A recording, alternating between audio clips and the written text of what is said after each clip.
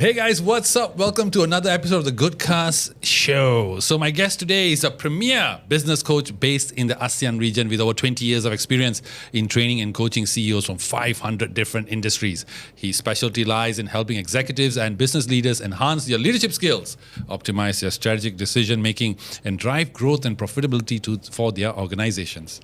You can follow him on his to stay updated on his latest events and trainings on Instagram, TikTok, LinkedIn, Facebook, and YouTube at Amar Delon. Amar Delon or Amar Delon? Amar Delon. Delon, yes. Delon. D-E-L-O-N, yeah. The fancy way of saying it. But today, he's not here to talk about business and strategy. He's here to impart wisdom on dating, relationships, and marriage. Now, while he has trained and coached CEOs from 500 different industries, his portfolio of women is equally impressive, with women from as many different cultures and nationalities as possible. He's experienced in relationship and marriage, and today we'll be sharing his thoughts from the male perspective on how to navigate this very, very, very mysterious and enigmatic world. Please welcome the one, the only, Mr. Amar Delon. How are you, sir? I am good. I'm not sure how I will be after this podcast. By the way, I thought I was very clear. Apparently, I'm not. So my next guest, I'll be very clear. Look, there'll be buntings. I'll be wearing a pink shirt. So by the way, guys, just in case you're wondering why I'm wearing a shirt one size too small, this episode is sponsored by MUZZ. Now, you guys may have seen the previous interview we did with their founder, Mr. Shazad Yunus. MUZZ is a leading Muslim marriage app that is based in the UK and has now grown to have 13 million single Muslims looking for their life partner. They're also responsible for 500,000 even over marriages, and we suspect over 1 million babies. So today we are here to talk about dating. And so without further ado, I want to get to you, Mr. Amar Delon. Now, I invited you here for one very good reason, so I would like to get to it straight away. So how is it like, sir, dating a Malay Muslim woman?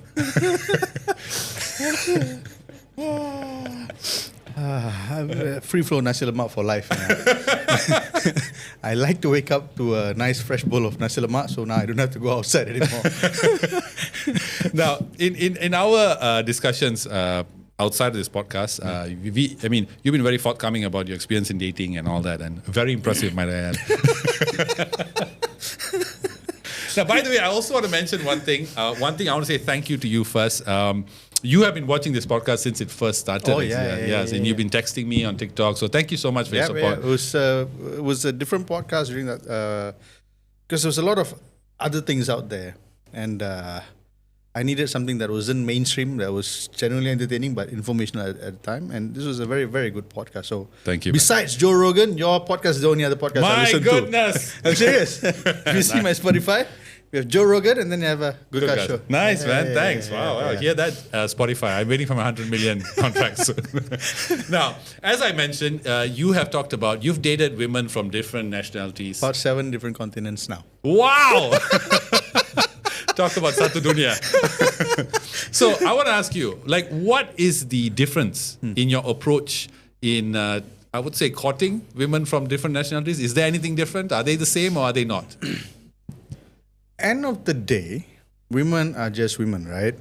And it depends on your intention. If you're dating just to, put another tick, which might seem like what I'm doing, but it wasn't,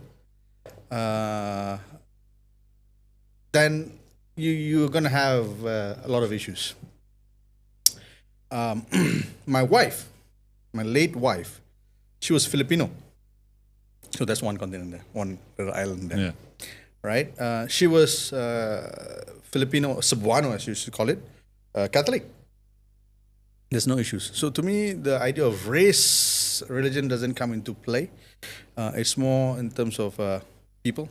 Mm-hmm. So I've never had that issue. So even right now with my current girlfriend, the issue of race or religion never arose.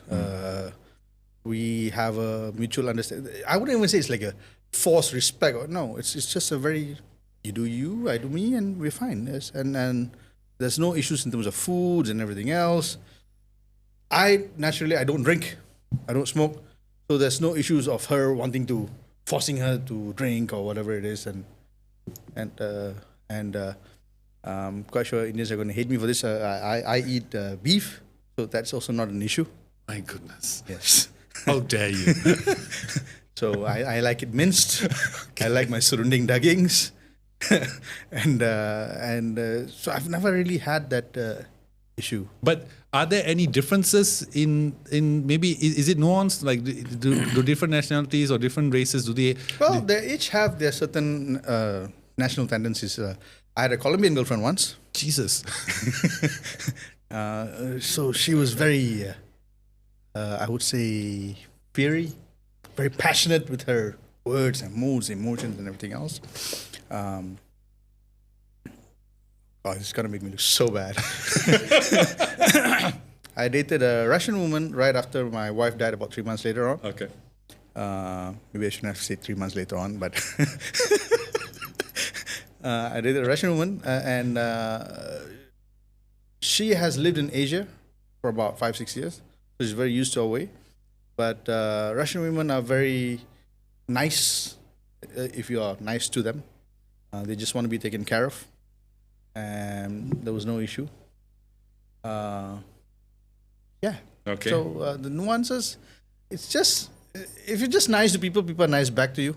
Okay. Pretty much that's the angle. Nice. Yeah. So again, I based on your track record, as you have so eloquently mentioned, you must regret coming on now. You're like, damn, I should have said no. I'm busy. I'm gonna plug in my short film because of this. Yes. Which is loosely based on my experience, actually. Okay, nice. We'll talk about that. Definitely want to hear about that. Now, you seem to gravitate to interracial relationships, right? Yeah.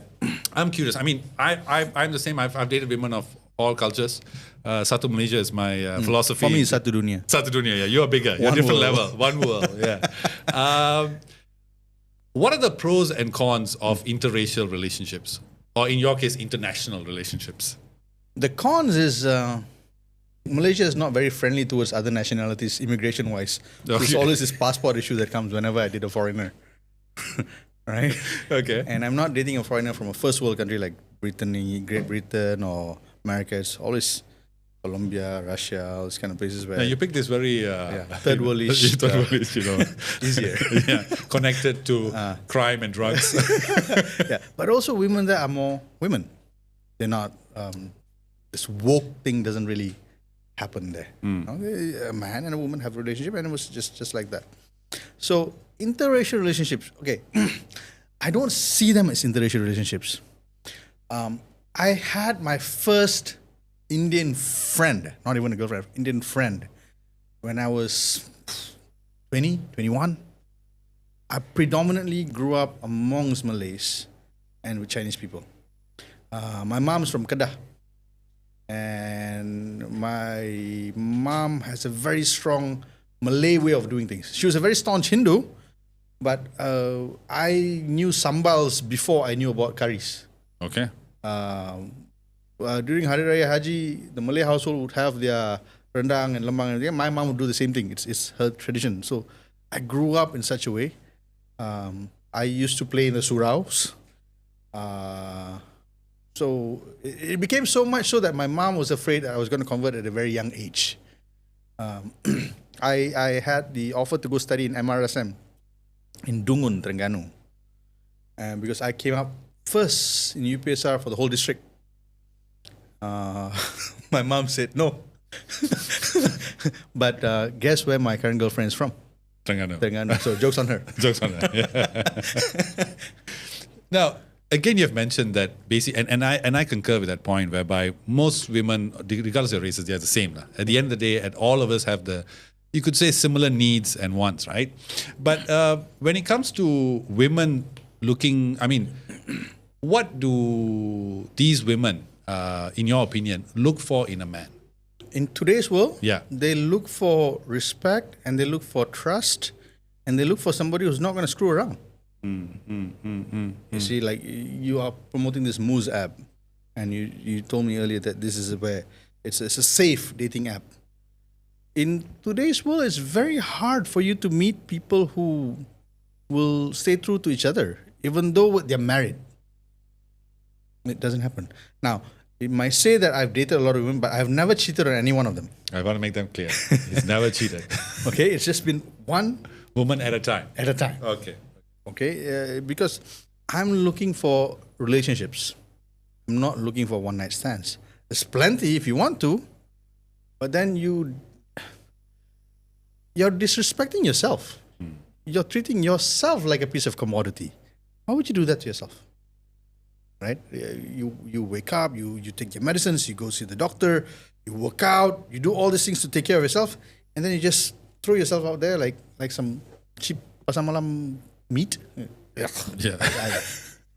Okay, fair enough. Yeah. Now, when you are growing up, I mean, for me, I mean, we are both almost the same age, so we You came grew up really a lot more. a lot more. Yeah, I did. I was aiming to touch the heavens.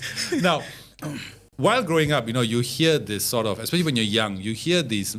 I would say now at this age, I think sort of myth, but I want to get your opinion on it.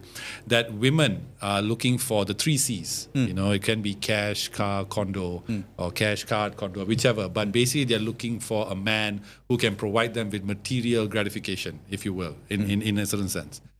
Based on your extensive experience, do you think that this is true, or are they looking for something else?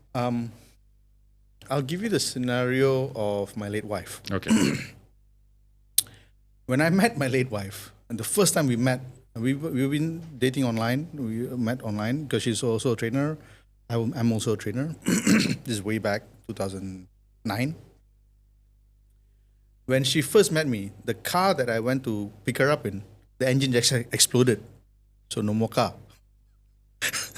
I was broke because I had just ventured into films and TV. So I left my stable, secure job as a college lecturer and jumped into TV. And that proved to be disastrous for a few years. So no money, no cash. Condo, I used to live in this really, really crappy apartment in Damansara Damai. The rent was like 450 or 550 or something like that. It now looks more shoddier. So not there, it's basically an apartment. So, and my late wife was from the Philippines. Our currency to their currency at that time was 1 was to 15. So 1 ringgit here was 15 pesos then. She would fly over here every few months and help buy the refrigerator for the house and so on and so forth.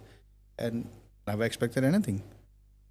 So of course, when I went up, when I grew bigger and made more money, she was with me, I ended up marrying her, so on and so forth. Same thing with my current girlfriend now. Again, because after MCO, things have gone pretty bad. So training industry right now, it's not so good.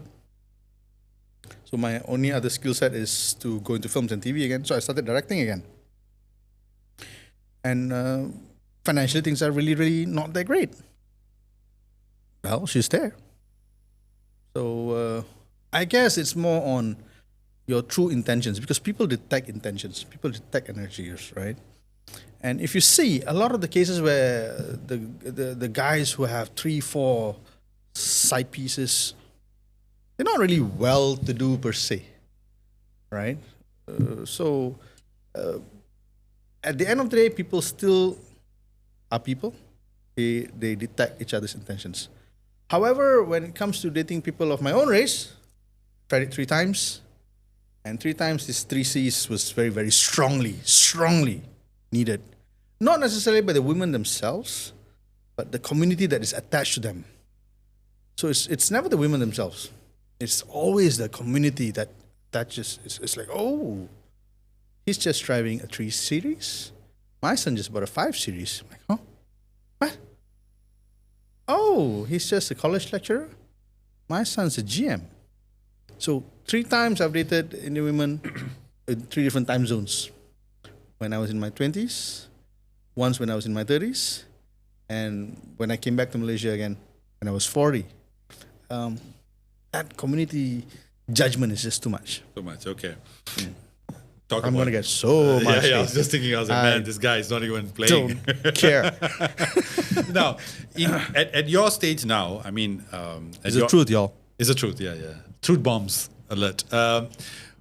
I'm sure you meet a lot of younger men who are in the dating world and who are looking for a life partner and all that. What do you think that most men get wrong when it comes to approaching women? They get their dating advice from some stupid TV shows or something. I'll be honest, because after my wife passed, all the women I dated were young. Some were 19, some were 20. And I thought that, this feels a bit too pedophilic. Yeah, same with me. I don't like it too. Yeah. Not a fan. So I set the limit at 25 and above. Okay. All right. Because older women have a lot of other expectations, which I may not be able to fulfill. Because I'm already married. I already have a son. I want a life partner. So younger women these days respect the effort that you put into it. Right? You don't have to be like overly sweetie and sending in messages every 24/7 and everything else. No. They want space to grow and they want a mentor and a guide.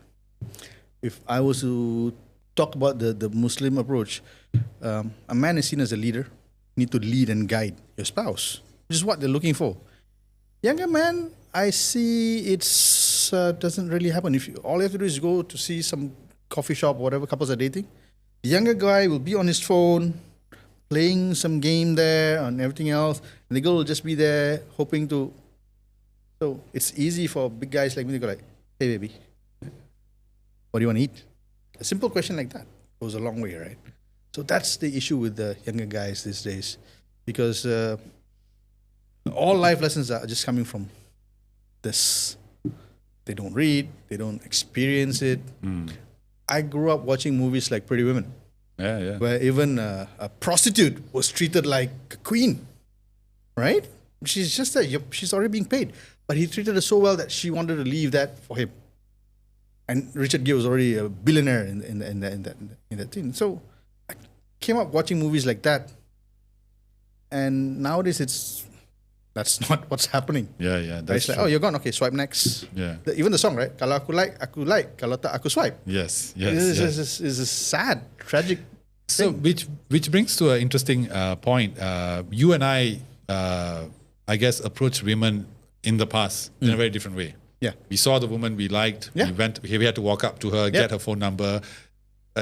We had to risk failure. Yes. And then if you pass that, then you get the number, then you have to text and all Correct. that kind of stuff, right?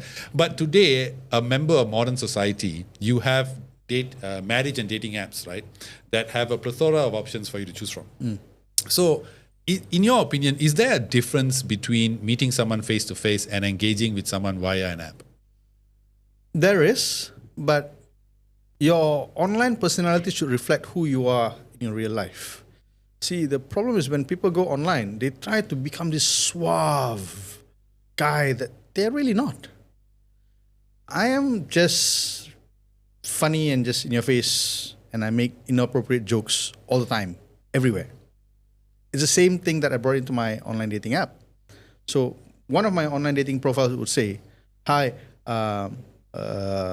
currently they are married to a white woman, half brown baby on the way out, looking for a side piece. Interested? Message me."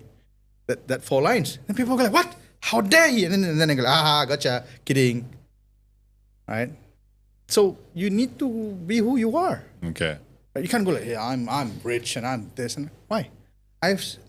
When I first learned about online dating app, I signed it because I'm a business coach, right? I want to see the SWOT analysis. I want to see what the competition is. Blame that for the reason. Yeah. Right. So I signed up. I signed up as a female to so that males will approach. I just put a fake persona, and I saw like the amount of males that like, dude, the moment you sign up, within minutes, like what? And it's all guys who are like, "Hey, you want to hook up? Yeah, you want to hook up?" And I'm like, "Oh my God, I pity these girls today. Like, if this is the quality of people who are approaching you, no wonder people are staying single longer." Definitely. So I was like, "Oh, this is not the way to go about it." So I did some research. I took some courses, and I started offering courses on how to date online. And I switched it around, and I got favorable responses. Nice. Interesting that you also give courses to date online. So are they still available? No more. No more. Okay. Because I don't have the time. And my girlfriend may not like it anymore. Maybe after this you should restart. Let's do one. How to date online. Yeah. It's called the Quintessential Gentleman's Guide to Online Dating. Okay. Yeah. So it's not some sleazy thing. Okay. Yeah. Oh, we should do it. It'd be fun. I'm sure people would sign up, right? That'd be fun. No, because in my discussion with the founder of MUZZ, he was telling me that one of the big criticisms about the app And I'm sure other mainstream apps also share this criticism, where the single most complaint from the women on the app is that the men are creepy. The men are creepy, right? And even if you go online, even MUZZ, I even spoke to the founder. If you go online, if you go Reddit, you can see people posting like instances where they were approached by a guy who's actually, then they find out he's married and all these kind of things, right? Yes. So, what is your advice to men? How do they come off as less creepy, basically? If you're married, then you shouldn't be on the app. Exactly. Yeah. Right? Yeah. I'm not sure about the MUZZ app because they're allowed up to 4. Yeah. And But apparently in the MUZZ app, they don't encourage that as well. Okay. Yeah. All right. So I've asked some of my Muslim friends who are doing this 1, 2, 3, 4. I'm like, why? And the answer is like, why not? I'm like, okay. So if you're married, don't. If you're in a relationship, don't. I mean, in life you have to get your intentions right now. If you start your first step with wrong intentions, it's gonna be a series of accidents, and then you cannot like blame like, oh, stuff's happened. Why? Exactly. Now, one of the things about dating, I mean, even you, when you were talking about your sort of past and your relationships there, I mean, people may have a certain view on it, right? But to me, I don't see that because you, as you said, you never cheated. It was just date. You just met someone after the other. But when it comes to online dating and online marriage apps, there is a huge stigma attached to it, right? People tend to shy away. They think it's hookup apps. They think it's a meat market and all that. So should people in modern day, especially when people are busy working and they have so many things happening in their lives, do you think that they should be worried about this stigma, or are marriage apps and online dating a viable way to meet a partner? It is the way of the future. We cannot avoid it. I mean, before, if you want to look for a job, you got to look up Yellow Pages, or you got to buy Star, and then the job section, then send emails and letter, call them up, and everything else, right? Yeah, you actually have to post your CV. Nobody does that anymore. It's LinkedIn, JobStreet, a few other ones, right? And you have to be right now. You have to write it in such a way where it has to be ATS friendly. Even it's all moving towards apps and everything else. And now with AI going crazy, it's going to be AI based matching. And with that being said, dating apps have already been using AI for a long time, so they always match attractive people to other attractive people. There's also a hack to that on how to seemingly look attractive. So I wouldn't say shy away. I would say just elevate your understanding. Look out for the red flags. So many apps have always come like, oh no, we are not going to be like this app. We're going to be better. No, there's going to be creeps everywhere, right? So I think the end of the day is about educating the people, especially the women. They can be a bit gullible because they're looking for love, right? So in it's interesting you say that. And what are some of the red flags that in your experience should men look out for? Men look out for? Yeah, men look out for. If on the first date the girl says, "Oh, I need to go away because I've got another date coming up." Oh, definitely. Right? That's called a slut. Yes. And then within the first 2 days, she can't stop talking about all of her ex-boyfriends. Oh, yeah. So you're going to be part of the list. Yeah. Right? And the third most important one, when she seems so messy financially, I mean, it's gentlemanly for guys to pay. But at least make the effort. Right? Try to show that you actually want to pay half or something like that. Because you just seem that you want to take. Because I dated somebody from I forgot, it's some African country. So very beautiful black girl. I thought she was my Beyonce. Turned out she was my Rihanna, because every day she's like, "Bitch, where the hell my money?" Right? She was just raking up the bill, and I'm like, "What? Where is this going?" Right? So she would just empty 2 bottles of wine, and she knows I didn't drink. But she was a Muslim woman from one of these African countries. Like, huh? Okay. Right, so red flag, right? So for me, I was like, okay, first date, maybe she wanted to test whether I actually have money or not. Second date, it started getting a bit more ridiculous. And the clothes started getting lesser and lesser and lesser. Like, okay, you are luring me towards something else. I don't need this. Not fascinated by what you can show me what's inside. So I was like, so these are all red flags. But if you are just driven by lust alone, then you're going to fall for these traps. So that shows that the girl doesn't respect herself enough. So why would you continue dating the person? Okay. Unless it's just purely for physical relations, then that's your call. You're adults, so figure it out. I mean, for me, I as someone who's, I mean, now I would be termed old school, right? Old school's coming back, man. Yeah, it is. Yeah, like I prefer that approach, the whole traditional approach. Do you think that marriage and dating apps of today have sort of taken the fun out of finding your special person, or maybe taken away from the thrill of the chase? Yes, it has. Okay, we have Netflix, we have Amazon Prime, we have YouTube, we have Disney. How many times do you go like, oh, there's nothing to watch? Compared to back in the days, we had 3 channels. I'm not even talking before NTV7. This is TV1, TV2, TV3, right? And then we would go out to the video store, rent one tape. Hi-Fi, 5 ringgit. Regular one is $2 or $3, right? And we have a very few selection movie, and we watch the same movie again and again. We'd enjoy every bit of it. Same thing has happened to dating. You have a plethora of women or men just at your fingertips. I don't like it, I go next. It's cheapened relationships as a whole. Same thing is like it's ruined entertainment. You can't. I only still listen to songs from before the year 2000 and below. Same here. Right? The new songs are just earworms. They come and then they're gone. Because the content consumption is just crazy. There's no more quality. It's just quantity. Same goes to dating apps. People are just falling in love with AI fixed up images of men and women. Nobody looks that flawless. Nobody. Right? Without the right makeup, without the right lighting. Even fitness models don't look like that in real life. Everybody has a little bit of a bulge. Everybody has a little bit of extra skin. Nobody looks perfect 24/7, right? You see pictures of like woke up like that hashtag. What the hell is that? Nobody wakes up like that. Yeah. Who? Right? There's this movie by Anna Faris where she plays this former Playboy model who's gone past the time. Oh, House Bunny or something. House Bunny, right? Yeah. And she would wake up earlier before the guy doesn't make up. What? Looks so pretty. Yeah. We thought that was funny. This is live right now. People are doing this. Like, why? So it's the whole Instagram filter culture has just ruined reality for a lot of men and women. No, I when I look back at my life, right, and when I was younger, what I looked for in a woman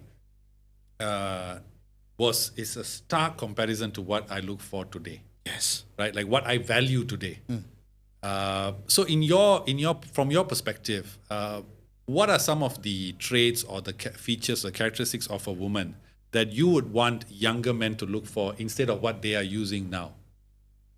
I would say stop looking for women through the filter of an Instagram, because they're just looking at that.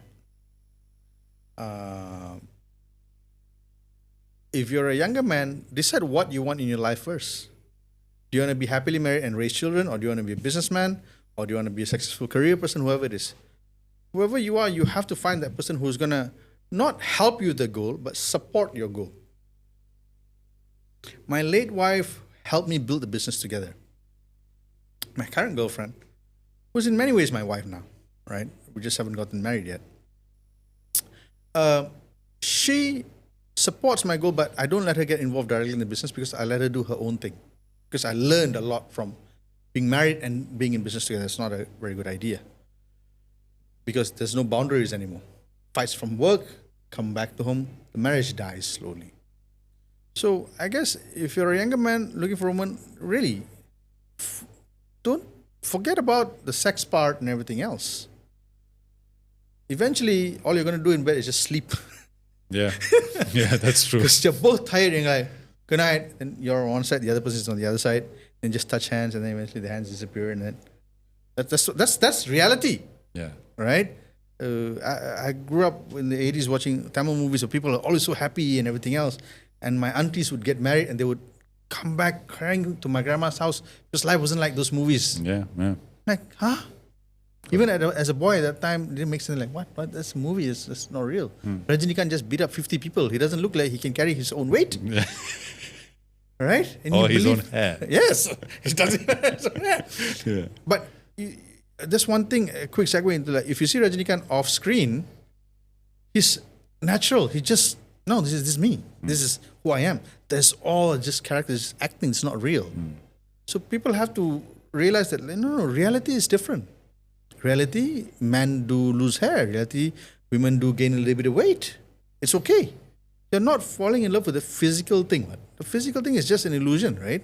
Like, this is an iPhone 13 or 14. I don't even know what it is. iPhone 16 already came out. What's the difference? They moved the camera here, Wow. right? That's it.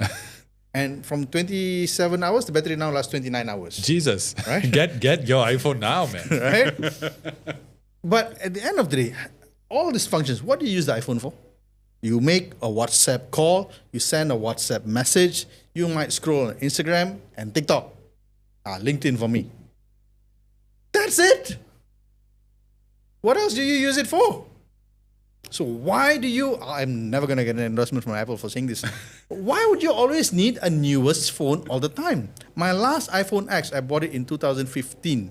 I remember it because it was a year before my son was born. And I bought my iPhone X. I only changed it last year. To the point where the second-hand guy who said, like, boss, please don't repair anymore. Tolong. You pergi beli baru.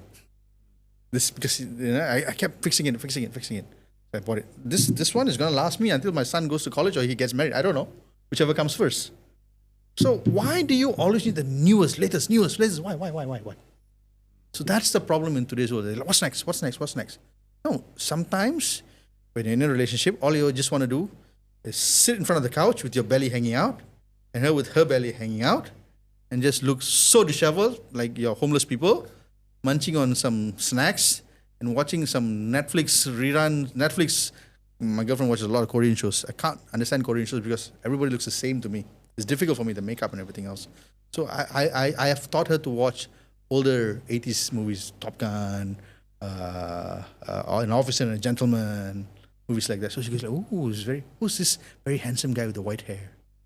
Who's that? Richard Gere. Richard Gere. Yeah. Officer and gentleman. Yes. My mother's obsessed with Richard Gere. Yeah. So that's all you want to do. And we just stay home, eat some we want to cook, we just cook. Or I just order Grab and things like that. Sometimes in a relationship, you doing nothing is just a relationship as well.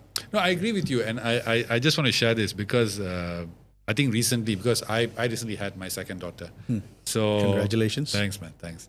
And so it's been It's one of those nights you were not sleeping. Yeah, definitely. I mean, all the nights you mean? Yeah.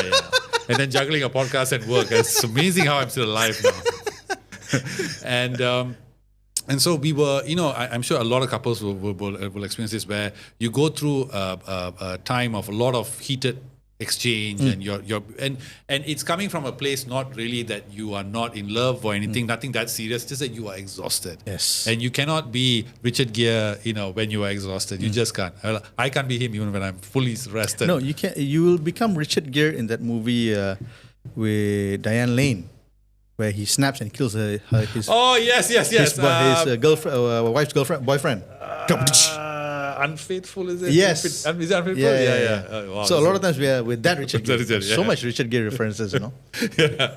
But and then I remember we had this at one point. I said, okay, I have to attend to this as well. So I spoke to my wife and I said, look, marriage is about the thick and the thin, right? It's easy to go through when things are good, but now we are stressed and we are tired, right?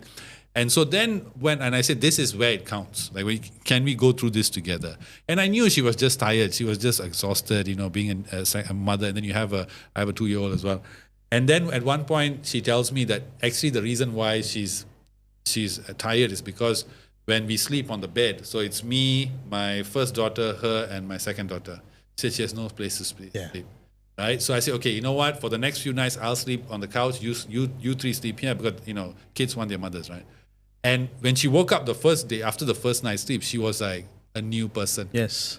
And so that was like I was thinking like sometimes the answers are just so simple. It's like Occam's razor. I think it's Occam's razor. I think right, Yep. where the simplest explanation is the answer. Yes. Right? And I think people, because of like what you say, like movies and thing, they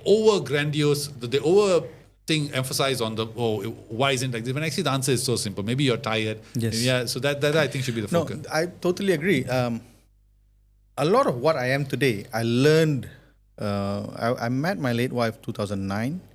She passed away 2019. We got married in 2013. So we were together for almost 10 years, 6 years married. A lot of the mistakes I made there, I am now applying it in my current relationship. And you're right, it's tiredness, it's fatigue, it's mental exhaustion. And I've noticed women who are of interracial relationships try harder at the relationships. Because you see, when they are coming to be with you, Because there's no comfort zone. yes, they're leaving behind their community support, everything. I'm quite sure a lot of people, your wife's Chinese, no? Chinese. Why say, hey, why you with this guy, Indian guy? Huh? Cannot find Chinese guy. Huh? I'm quite sure would have had. And I've got the same from Indian women Correct, as well. correct. Like, why? Cannot find. Huh? Why?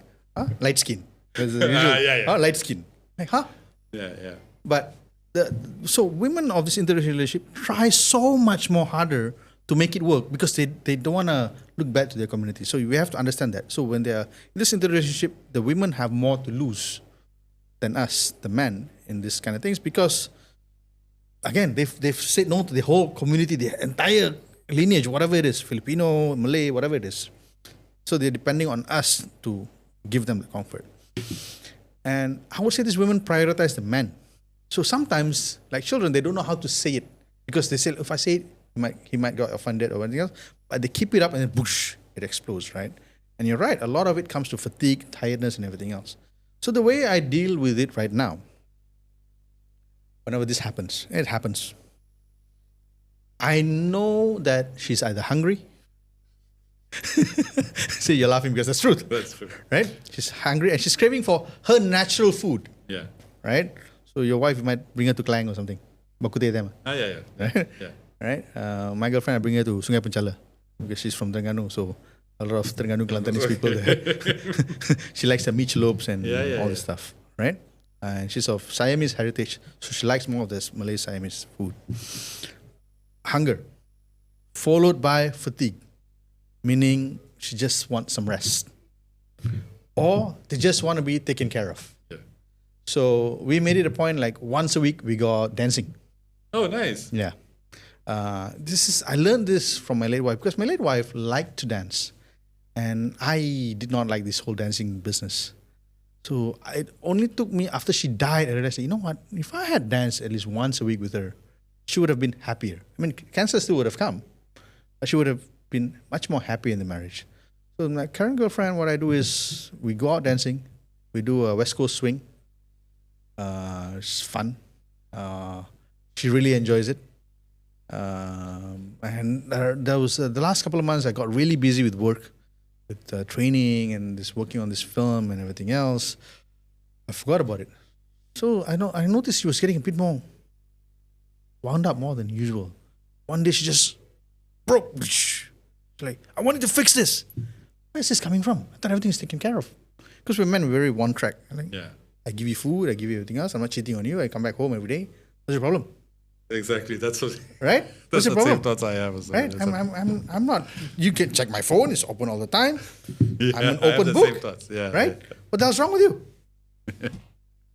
Some women want to be women. End of the day, we cannot forget it. They may be mothers, they may be wives. But end of the day, remember, they were your girlfriend first. Yeah.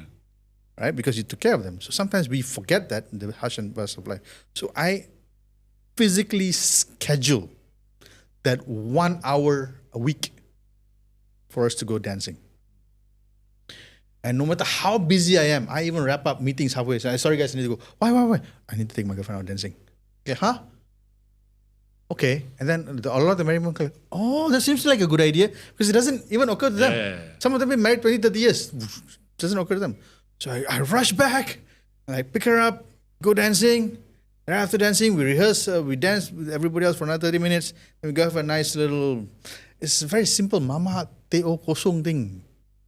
Right? It doesn't have to be fancy. I think it's when you're talking, it reminds me of that line from the movie Notting Hill, Where Julia Roberts says, I'm just a girl standing in front of a boy Yes. asking him to love I'm her. just a guy standing in front of her. So she reversed it, right? Yeah. So at the end of the day, they're just a girl, Yeah. right? A simple birthday cake. It's amazing, right? So I'm a kampong boy at heart, which is why I'm dating a Malay girl, right? So every now and then, when I realize like she's really off, she's like, because she does online sales, she does live all the time, so it's very so much fatigue for her. So I realize what she wants, and suddenly out of the blue, I'm like, let's go. So our usual hangout is this gender bait. So we go to gender bait. It's a very kampong-like environment. I park my car. I rent a motorcycle for the next 2 days without helmet. We just kapchai the whole kampong, like we're kampong people. And gender bait is and she likes ikan patin tempoyak, which is her natural go-to.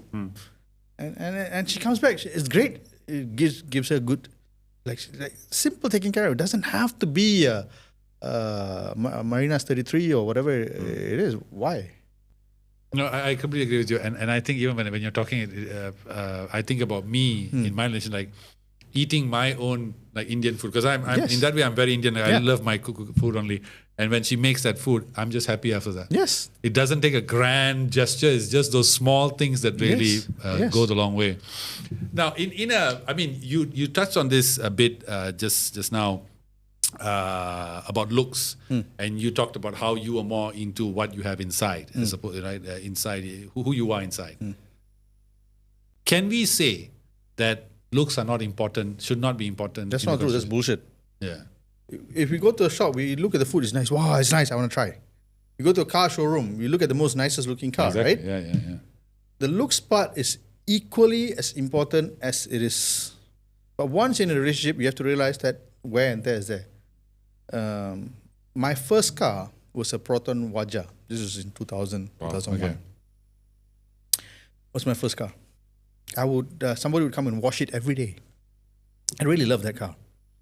But as time went by, the wear and tear was a lot. But I still have a lot of sentimental value attached to the car. It was so hard for me to sell it off, right? Relationship is very much like that. The initial step, yes, you fall in love with it, but things age and things become different. 5-year-old Vinod was real, but it's no longer real now. It's just a memory, right? But that 5-year-old's experience somehow contributed to who you are today. Same thing with the relationship. You're not in the relationship. The same person that you met 3 years ago is not the same person now. Life experiences have collided. You both learned about each other. You've both seen each other at each other's worst and best. So to expect the person to be the same look and everything else that you first saw him, that's unfair. You're not the same. Why would you expect them to be the same? Exactly. Yeah, true. Right? So the looks part is important, is an opener. But after that, you have to accept things change, people age, right? People get tired. You're in a relationship. You cannot go like, oh, how come last time when we did, you always wear nice? You make up all nice. Now you look like Mangsa Banjir all the time.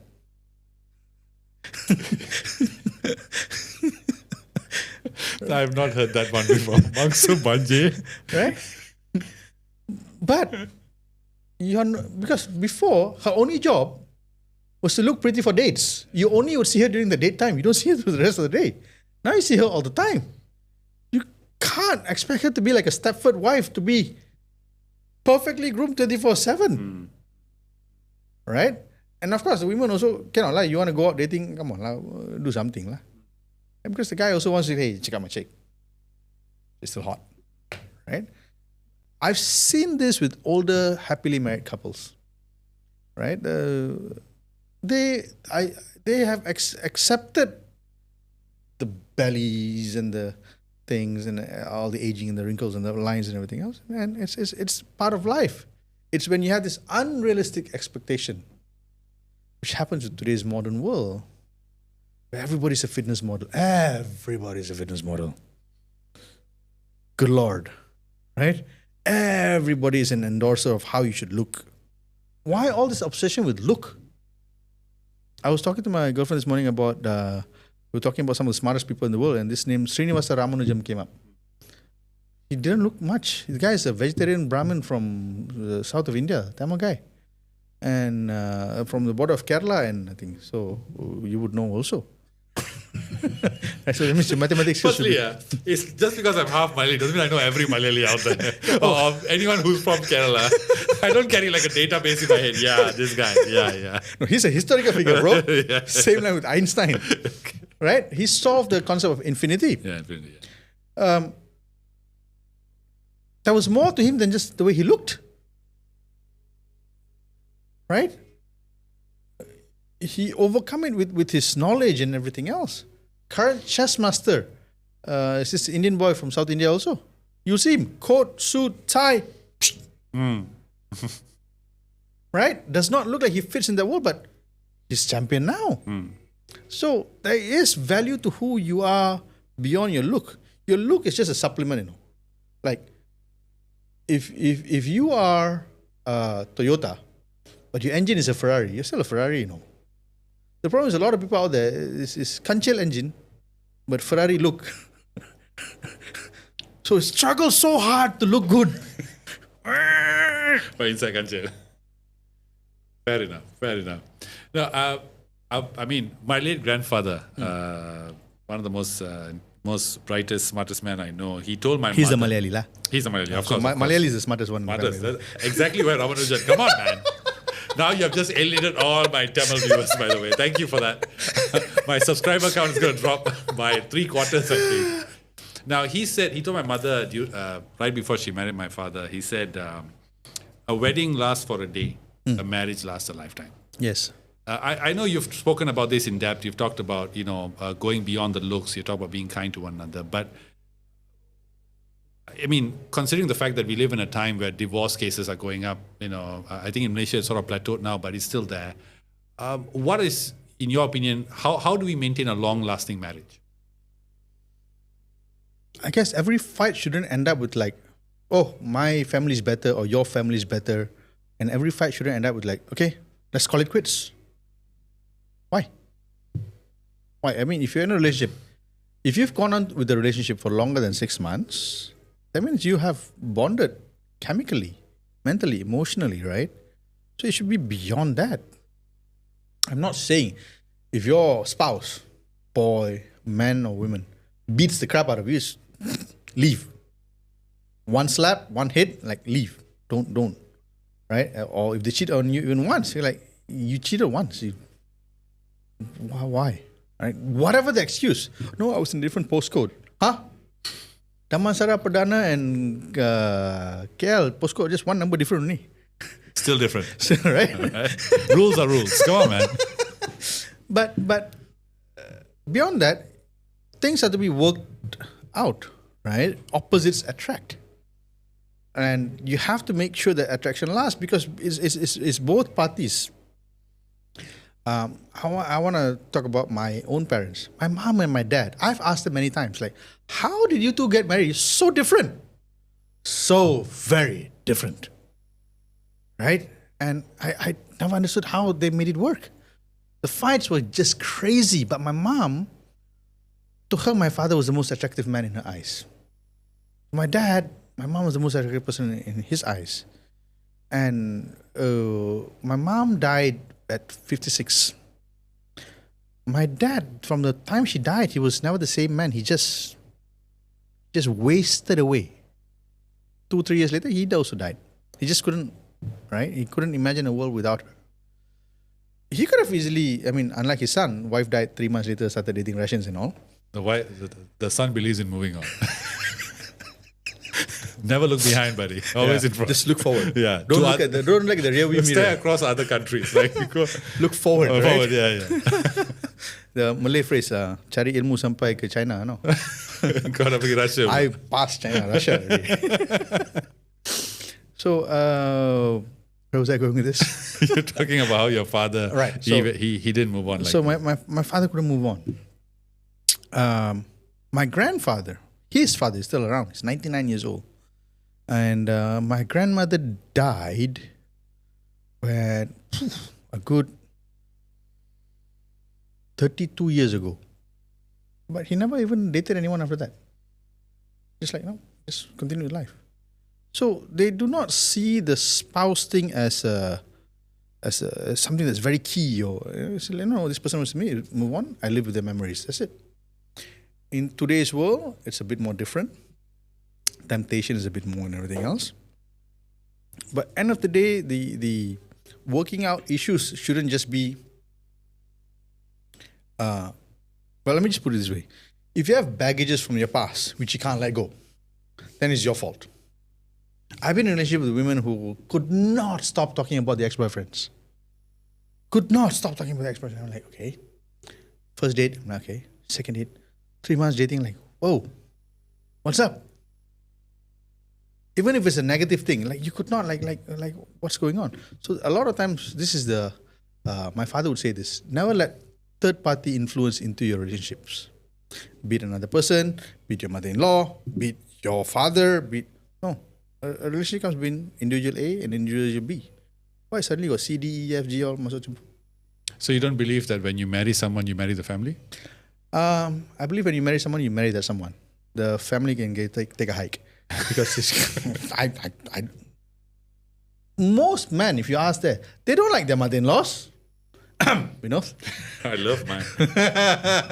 I'm devoted to mine. Safe answer. The same answer, yeah. Right? No, but most. No, but I agree with you. I don't like interference. Yes, like why? It's my family. Yeah, it's right? my family. You shouldn't listen to people's advice about marriage, raising your kids, and money.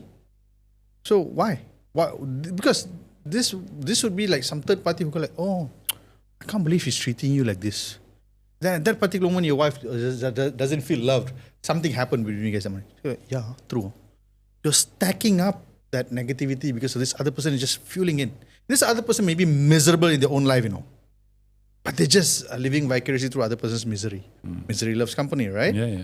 So I've seen this happen also with my relatives.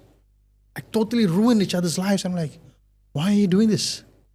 So as a principle, I don't allow outsiders to come into my relationship. I also don't go into, if let's say even you, if you come to me like, hey Amar, I've got a problem with my wife. I'm like, oh, okay. Shall we go makan something or something? I won't talk about it because it's not my problem. It's not my business. I don't know enough to give comments on it. So it's not fair to your wife. It's not fair to you. I might be giving you advice based on the perspective of somebody else, which is no two persons are the same, right? So marriage, the best way to work it out is two people. Find a time, find a space, sit down, work it out. Both must want to work it out. Cannot be one person has this other agenda all the time. Cannot. Then it will never work out. Now, the way you're speaking now, as you mentioned, you gave the whole analogy that the 5-year-old me is no longer there. It's a memory, right? I'm sure if we go back 10 years, you weren't like this. You weren't like this, No, right? I wasn't. Now, of course, you have experienced more. You've Yes. gone through more as a person. The thing about, another criticism I've heard about apps is that most of the women there, their intent is serious. Of course, there are women who are flaky as well, just like the men, but most of them want serious relationships or marriage. They are looking for that. And the men are the opposite, right? It's harder for them. I guess it comes from our hunter-gatherer software that we are built upon. So, like even for me, when my parents told me, why don't you get married at a young age? I said, no, I'm not going to do it. And I only decided that I want to get married when I was 32. Same. Yeah, because I feel I'm like, and now when I look back at it, I don't think I can be the father I am now if I married at 25, right? So in your opinion, how should a man know that, okay, now I'm ready? What are the things, the sort of checklist that he should check before he says, let's go into this? The first thing a man should know that he's ready, especially when he's in a relationship, when he sees another naked woman, he's like, oh, that does nothing to me. Because if you cannot overcome that lust, you're not going to overcome any other challenges in marriage, because every little fight is going to push you towards lust. There's this Rishi in the Hindu culture, Vishwamitra, Raja Rishi. He's the one who gave us the Gayatri Mantra. He lost his penance 3 times because of lust. He got all the power. And then Menaka came. Lost it all. Penance for another 1,000 years. Did about 3-4 times because of lust. So he finally overcame lust. And he was good. Right? It took him so many years of doing the penance, more than usual, because his first 3-4 mistakes were just lust related. So if you can see another naked woman and go like, okay, that's another naked woman. Yeah. You just go on. Now, I mean, I agree with you because now as a father and a man at my age, when I see like younger girls dress up proactively, I'm like, man, if I were their father, I'll be. Yes, exactly. So that's how I was with my friends. Are like, okay, now we know you're really your father. When a man has reached that maturity, then time to get married. That's why in the olden days, it's always older men getting married to younger women. Not so young, lah. Right? So there's always this age gap that is suggested. And because you're now a man, and a man in the sense that you want to protect your wife, right? She's beyond just a sexual object for you, right? I'll be truthful over here. I've not said this out to a lot of other people, let alone in public. When my wife was diagnosed with cancer, we stopped having relationships because she felt so bad about it. When one time she said, "No, you should go find somebody." I was like, "Why? I'm not in this relationship for just that." Yeah, exactly. Right? So until she passed away, I didn't do anything with anyone, nothing. And not even with her, because why would I put her through that? So you must be willing to forego that, because people say, man, think about sex all the time. When you can become a man that does not think about sex, then you're a man. Until that point, you're a boy who just wants to do the hunter-gatherer thing. Let's be honest, the hunter-gatherer thing has been gone for like many, many, many thousands of years. It's just an excuse. Right? But are you saying that sex is not important? It's not a criteria to have a successful marriage? No, it is. But it shouldn't be the only criteria. See, in a lot of relationships, when the sex dies, the relationship dies. But the sex frequency kind of wanes away. So it's more of quality than quantity, right? And there'll come a time when both of you are just not into it. But you shouldn't just like do it just because, I feel obliged. No, that's not true. Sex is very important because for men, sex is until we die, because testosterone stays for a long time. For women comes a point in time when it's no longer that high anymore. So if that's the only prerogative, then especially if you have babies and everything else, women's sex drive just depletes, huh? So what, you're going to blame her for it? You're going to force her for it? Can you imagine? You've just given birth to another human being, came out from your body part, and now you have to constantly feed this, and then you have to clean it and everything else, and you feel so, ugh. And then now this other guy wants to stick something inside you. Why? It's not...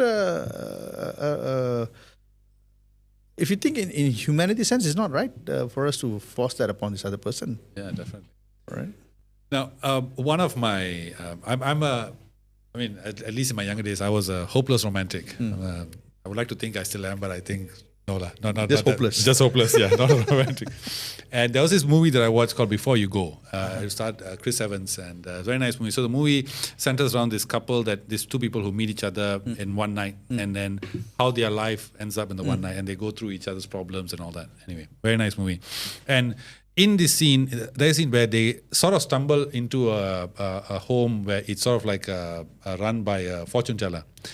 And this man tells Chris Evans this, and he says, "Never let the people you love determine how you love." And nowadays, and I see a lot of people, especially younger married couples, and even couples for that matter, I see this trend where one party, whether it's the husband or the wife, living in a relationship where their only focus is to appease the other partner. And they do this. Of course, initially it may come from good intentions where they feel like, I just want to make them happy and all that kind of stuff. But later on, it becomes a habit. And when it becomes a habit, what happens is you see eventually this person is sort of lobotomized. They are sort of like zombies. So they appease at the price of their own self. Yes. Right? To me, this is wrong. I don't know whether you would agree, but if you are married or if you are in a serious relationship, how do you juggle both each other's personalities and live together in sort of a harmonious way? You have to see the person as an extension of yourself. Like, would you do that to yourself? I've seen this thing where you said that this person has totally given themselves to the relationship and they become... I have seen people within my own extended family who have... this person is now like a maid to her husband and to her child and now to her grandkid. kidneys failed, everything else can barely exist, but still doing things, chores and everything else. Like, chores is not the language of love. Chores is the language of slavery. Unless your husband is a pharaoh and he wants a pyramid being built, what are you doing? Right? And I also want to correct that marriage is not 50-50. It's 70-30. 70 the man, 30 the women. Because it's the man's role to lead, to provide, to guide, everything. Don't complain about it. Don't say it's not fair. You're the man. You're the man, right? Unless you can exchange the trials of giving birth and feeding the baby, then you should shut the F up. Just be a man, right? Because oh no, women want equal rights. Yeah. Let them say what they want, but women don't want equal rights. The simple truth. Let's not listen to this Western propaganda of this woke bullshit. Oh, women want women rights. No, women in Asia don't want equal rights. American women maybe, I don't know, but my Russian girlfriend didn't want that. She loved being taken care of. My Colombian girlfriend didn't want that. A few other nationalities don't want that. Right? You should know. my current Malay girlfriend doesn't want that, right? Don't buy into this whole equal rights nonsense. It's not equal rights. Men and women are not the same. No, I think the problem with the Western propaganda of woke culture is that it talks, when they use the word equal rights, I think it's misdefined. What they sort of push is that we both men and women must do the same thing. But I believe that you have equal importance in a relationship. Yes. But your roles are different. Correct. Like it's okay for the woman to be a nurturer, whereas the man is the hunter-gatherer. It's okay. Yes. But it must be defined. For me, it's also doesn't mean the woman should be limited. Like we're in the studio here, right? Again, old school. 20 years ago when I would enter a studio, it'd just be men. Just be men. And it'll be filled with cigarette smoke. I don't smoke. I hated it. You see, women just running the studio. It's so peaceful, so easy. And they smoke too. Oh, gosh. Right? And we were taken care of. It was hospitality. Men's one, they'll be like smoking. Boss, do okay. The whole place will be stinking of cigarette smell. It's one of the reasons why I got out of the industry to begin with. My current business partner in my film and television company, she's this lawyer who owns his law firm. Okay? Lawyer, law firm, big shot, right? Huge firm. She has 5 kids. And every now and then I bother her with a lot of my complaints of I need this for the company and everything else. She tends to work and comes back and cooks for the family every day. Like, why? She doesn't have to do it, but she does it. So it's not a balance, and the husband provides for whatever he needs to provide. So the equality comes in terms of, are you equally taking care of each other? But it will never be balanced. It's never meant to be balanced. It's not. I'm not saying men are superior and women are inferior. I'm not saying that. Men have a very big role to play, which involves physicality, which involves outside thinking and everything else. Women have a very big role to play too. If it's something that comes push comes to shove, and you need to go out in the middle of the night, somewhere place, the guy would go. Can't send the woman out because it's not the same. It's not equal. So let's not follow this. I wouldn't say it's the whole Western thing. It's more of an American thing. Yeah. We're not Americans, right? The reason they are like that is because they've dispersed all of their cultural things and everything else. It's just filter-based relationships, filter-based life. It's not going to go anywhere. We are Asians. We have our own set of cultures and values. Let's stick to that. We all have distinctive roles to play. Our mothers were very important to our lives when we were growing up, as were our fathers. I would only see my father in the evenings. Because morning he would go to work, drop me off at school. I would only see him in the evening. I would see my mom the rest of the day. Saturdays, if he has overtime, I won't see him. Sundays he's so tired, he'd just be like, because he had to do a lot more. Doesn't mean my mother did less. Doesn't mean my father, right? Of course, my father couldn't really guide us and teach us because he was out working. But so there's this, the idea of this nuclear family, which should be maintained and upheld. It's this whole equality thing is it's just bollocks. Now, Somebody's before gonna take that part and just say like, Amar said equality is bollocks. bollocks, yes. No, before we go into your movie, what I mean, in your case, you have again, as you mentioned, in all your relationships, you've always stayed loyal. You've always been loyal. But in today's world, I think that is a problem, and I think Why? no, yeah. So why? But before that, no, I do believe that modern style dating, especially with the involvement of mainstream apps, of course, as what most apparently they actually check for people who do this, and if you do this, if you ask for affairs or you want to have hookups, they will ban you. But in mainstream apps, this is not controlled. It's like a free for all. So it's tougher to be monogamous. How do you be monogamous? I don't think it's tougher to be monogamous. For the women, I would say if you go out with a guy, and by the first date he doesn't really tell you where he lives, or he only messages you at a particular time, or he only calls you like 5 minutes between 8 to Malay is Maghrib, so Maghrib is between 7:30 to 8. So he only calls you after Maghrib before he goes home. So he only calls you within that 10-15 minutes gap. What's up? And he doesn't reply to your messages quickly. What's up? Right? If you're in a relationship, you should be able to connect with each other at any given time. Same thing with the guys. If the girl is like getting all flaky and weird, right? It's not normal for somebody to reply to a message 1 week later and say they're in a relationship. Like, huh?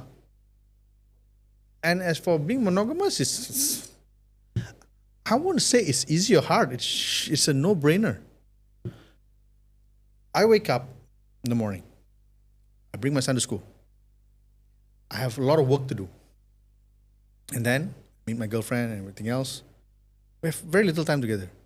Where do you find the time to go find other women? Oh man, if you're in a proper relationship, right? Like so when people say like, oh, you have to be monogamous, it's a challenge, like, why? The moment you're in a relationship, you shouldn't have Tinder or any other dating app on your phone. Why would you have all those things? Right? Why? And you can check my Instagram. I follow like 40 people. Most of them people that I know. You. Why would you have swimsuit models in your Instagram if you're in a relationship? Why? So these are all red flags. Right? Why? Fitness models are not fitness people. You should follow actual bodybuilders or people like that. They actually get something done. So being monogamous starts with your choices lah. I can't remember my dad. I can't imagine my dad having an app where he had like 50 other women that he would like. Can you? No. Or your mother doing the same? No way, man. So why are we doing things differently in that sense? Like this MUZZ app, I like the approach that you told me, that they make sure that it's all clean, is proper, there's nothing funny, right? Even if the first date is like my girlfriend tells me, I asked her about some of the other guys she dated, because I was very open with all the girlfriends that I've ever had, and she said one guy first date on Tinder, I like it if you wore a singlet to our date. What? You see? So she was like, okay, fine, delete block. Delete block. I don't understand why women don't delete and block. You know the guy's a creep, right? Why would you go like, oh, maybe he has a heart? Like, no, he's a pervert. I don't touch the girls that I date until the third date. I don't like touching people to begin with. And it's not gentlemanly. Why would you? So first date stuff, you start touching the girl's shoulders, and you're like, what are you doing? Imagine if somebody did that to your daughter, would you like it? Yes. So why would you do that the same to somebody else's daughter? I'm not saying I'm all high and mighty and piety. No. I am just this product of 80s and 90s, you know. Men at that time are very gentlemanly. They don't do this creepy, pervy shit. Sorry.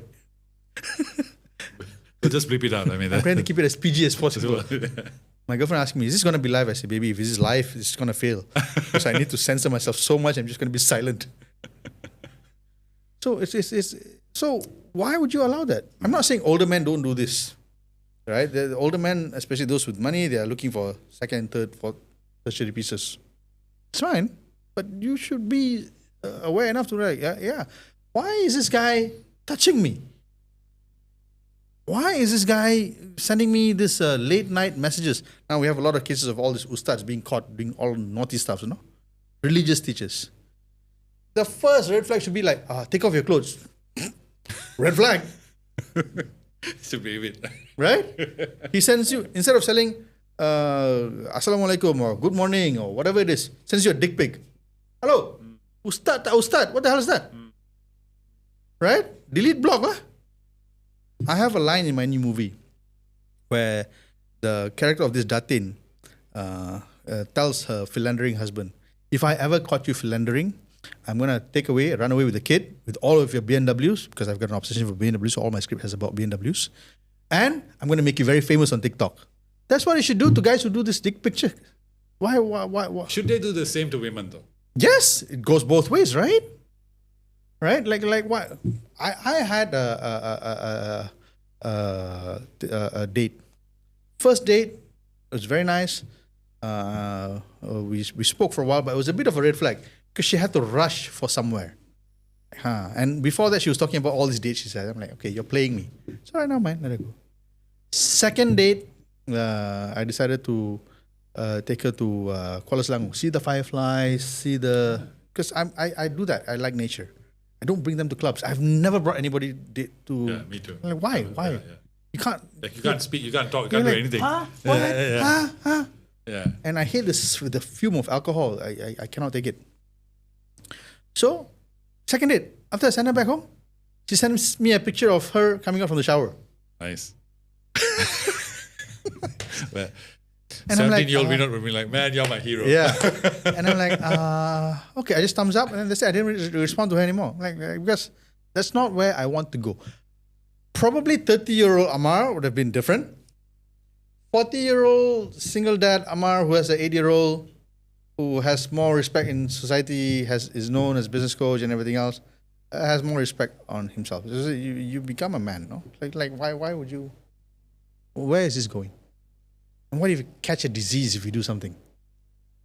Right? Why? Because if I catch a disease and I can't fix it, and then who's going to take care of my son? That's true. So why would you go into that chain? So red flag immediately. You're not that desperate. Right? Now, you just mentioned about your movie, and we spoke about it briefly before this podcast. So let's hear it, man. Your short film. Okay, so the short film is called Bang Bang Kiss Kiss Bang. Wait a minute, is that a movie? There's a Hollywood movie, right? So the Kiss, Hollywood Kiss, Bang, movie is Bang. called Kiss Kiss Bang Bang. Yeah, that's with Robert Downey. And Val Kilmer. Yes, that was about Hitman. Hitman, yeah. This one is Bang Bang Kiss Kiss Bang. Okay. It's about a series of accidents leading in dating life. Oh. And a lot of it is loosely based on my dating stories and the stories of the women that I've dated. And it stars this local actress. Her name is Natasha Aliza. And my business partner and friend Tony Yusuf is also doing a cameo in it. So we shot it like an actual film. It's for a short film. We're planning to submit it to BNW Shorties. But we did it like it's an actual film. So when the outcome comes, you're like, oh, this looks like a film. Because the cast and the props and the sets is huge.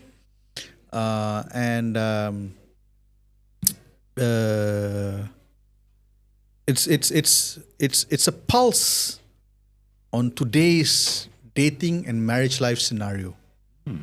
All the way from dating apps, people breaking up, young people breaking relationships, to rich old men taking advantage of this kind of women, to the sugar babes apps and things like that. It's a take on, because the problem in Malaysia right now is people are not getting married, people are not making babies, we're becoming an aging nation fast. A lot of it has got to do with this back end thing. So it's my take on that based on my few years on dating apps and everything else. Nice, man. So where is it coming out on? I'm gonna bring it out on YouTube because I want by the end of this month it should be out. Okay, so please share the links. I'll Yes. share it on all these videos that we're doing, and definitely, hopefully, you win the BMW I Shorty. hope so. Yeah, I can't wait to see it. I love topics like this. It's very nice. Thanks again, Amar, for coming on and sharing your insightful advice and thoughts on this. It's been very nice. I mean, there's been moments of self reflection as well while I'm listening to you. Yeah, because this second time, I remember the last time I met you, you talked about how your whole physical condition. Immediately, I went back and started swimming. So you have an impact, man. You are a trainer. Thank you so much. And I mean it, because I was like, yeah, you're absolutely right. I'm not taking care of myself, and then I have children, my wife, and it's trying to But thanks, buddy. You're a good friend. Thank you so much. And so, guys, that's all we have today with Mr. Amar Delon. I hope you guys enjoyed his advice and thoughts on relationships, dating, and marriages. I mean, marriage, not marriages. And it's been really fun. As I said, it's been quite, it's made me look at myself as well. And maybe I need to correct some things based on his advice. So thank you again, Amar. You're welcome. And as always, guys, he has a short film coming out, and we'll be sharing the links on all these videos that he's in. So please watch it and check it out. I'm sure it'll be great. And as always, this episode is sponsored by MUZZ, the Muslim marriage app. And so if you guys want to download it, if you guys are a Muslim single looking to find your life partner, the links will be in the description as well. So download and see how it goes. So thank you for joining. Thank you for watching. Please comment, like, share, and subscribe. And we'll see you soon. Bye.